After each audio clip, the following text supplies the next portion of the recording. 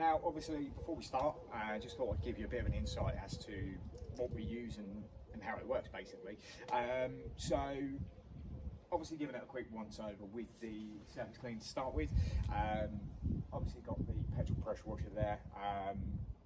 It's a 15 litre a minute machine, not the most powerful one you can buy, but it's probably getting on to 3 times more powerful than what you'll buy as your standard electric Karcher pressure washer or the equivalent that you can get hold of.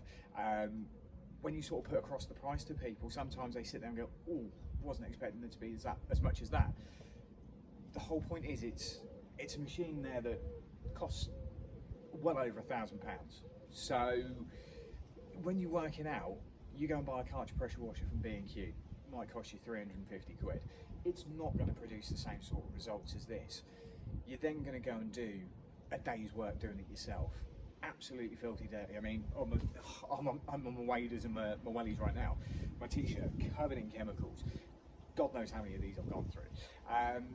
It is those parts that I don't think people really look at and understand of how it goes into the pricing. The chemicals, for example, the one I'm using here, it is a sodium hypochlorite, which everybody sees all over TikTok, Instagram, everywhere now. Everybody's selling it. B&Q, you've got all of these places that will sell it, and they sell it as a magic cleaner. You don't need to pressure wash your drives, you don't need to pressure wash your patios or anything like that. It's not true.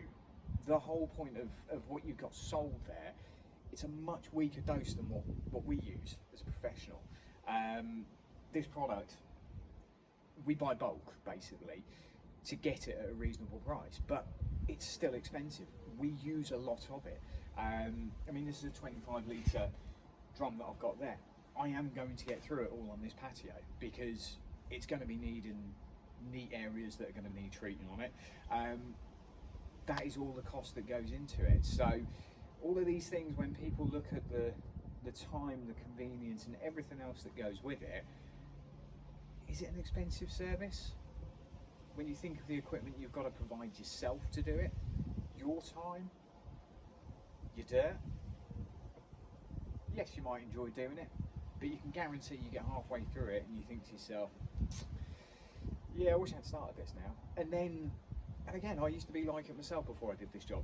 You get halfway through cleaning your driveway and you then start thinking to yourself, oh, I just need to get this done. The kids are screaming, I've got to go do something else. And before you know it, yes, you started off fantastically well, but by the end, you've lost all interest in it. It doesn't look the same. The whole point of what we do as a business here at ARC is that we pride ourselves in making it proper, basically, at the end of the day. I want to treat this as if it's my property. So we will do absolutely everything we possibly can to improve this to its absolute maximum and make it as good as it possibly can do. Never say it'll look like brand new, because there is no such thing as anything that's used as brand new.